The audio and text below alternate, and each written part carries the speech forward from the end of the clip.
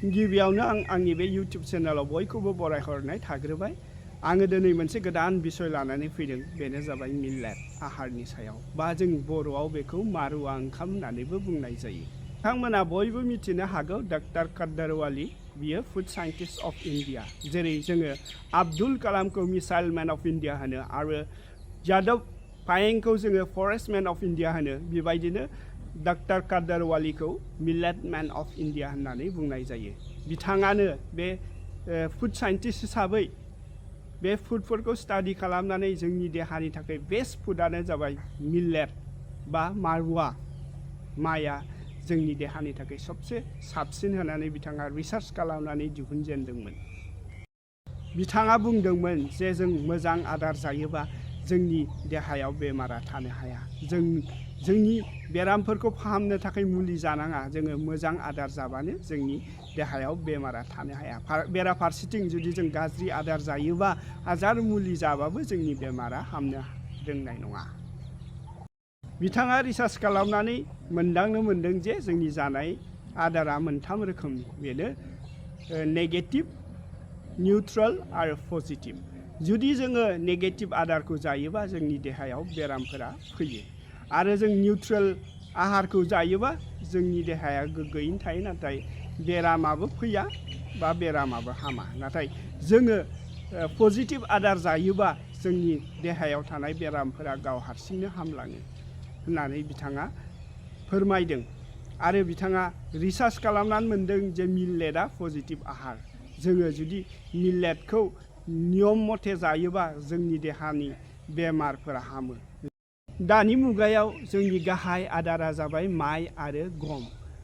गोदो गोदाय जोङो माइ आरो गमखौ इसिबां बाहाया जानो हागौमोन, मानोना जों बे समाव मारुवा माइसो बाहायोमोन। खिन्थु दानि मुगायाव सरकारनि किसुमान प्लेन आरो पलिसिनि थाखाय माइ आरो गमखौ गाहाय आदार हिसाबै जों बाहायनाय जायो, आरो जायनि जाहोनाव जोङो दानि मुगायाव लासै लासैनो जोङो गोबां बेरामफोरखौ जानाय नुबाय, जेरै डायबेटिस, हाइ प्रेसार, कलेस्ट्रल आरो बेबायदिनो गुबुन गुबुन बेमारफोरखौ जोङो जानाय नुबाय। मानोना बे आहारा जाबाय नेगेटिभ आहार। जेरै डक्टर कादारवालीया बुंदों, जुदि जों नेगेटिभ आहारखौ जायोबा जोंनि देहायाव बेरामा सोमजियो होननानै।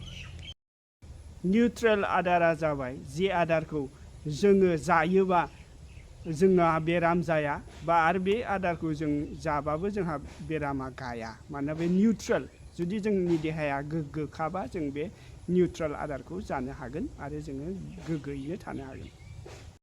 रागिया मोनसे निउट्रेल आहार। जों जुदि गोग्गोखाबा जों रागिखौ जानानै जों गोग्गोयैनो थानो हायो।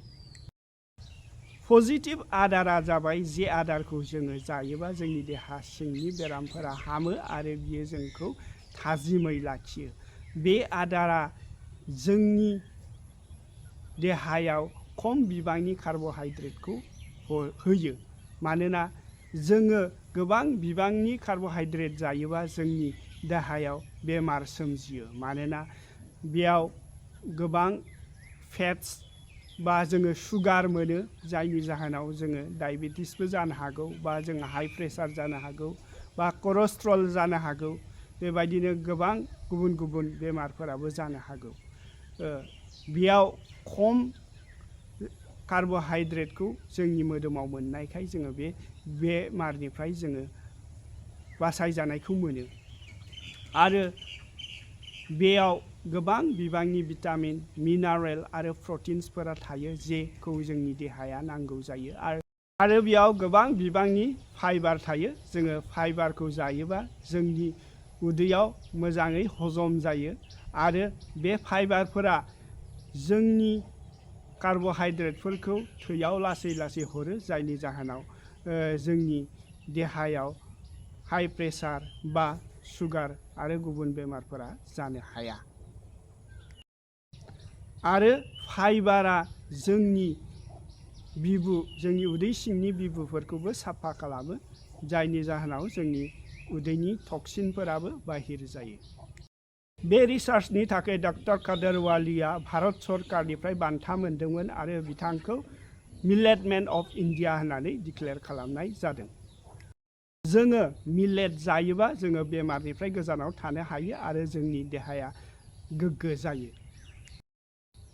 बे रिसार्चखौ बिथा लानानैनो भारत सरकारा जोंनि भारत हादराव बेमारखौ होखारनो थाखाय मोनसे गोदान मिशनखौ लानाय जायो। बेनो जाबाय मिलेट मिशन होननानै लादों भारत सरकारा। थांनाय बोसोराव बे प्रग्रामखौ जोंनि 15 आगस्टआवबो डेमनस्ट्रेसनखौ होदोंमोन आरो जोंनि आसामावबो जोङो मिलेट मिशनखौ लादों। आसाम सरकारा मिलेट मिशन लादों। बे मिशननि गेजेरजों 16टा डिस्ट्रिक्टआव खेथियकफोरखौ मिलेट गायहोनो टारगेट लादों। बिसोरो बेगरफोरखौ होगोन आरो बोरै गायनांगौ खेथियकफोरनो फोरोंगोन। ओंखायनो आङो खेथियकफोरनिसिम गुरै खावलायनाय, बिसोरो जुदि मिलेट गायोबा गोबां मानसिखौ बेरामनिफ्राय सोखानोबो हागोन आरो लोगोसे बिसोरो रांखान्थिनि मुलाम्फाखौबो मोननो हागोन। आंनि दिनैनि बिसयखौ आं बेयावनो फोजोबनाय जाबाय। सोरबाफोर माबाफोर सोंनो गोसो दंबा कमेन्टआव सोंनो हागोन। गोजोन्थों।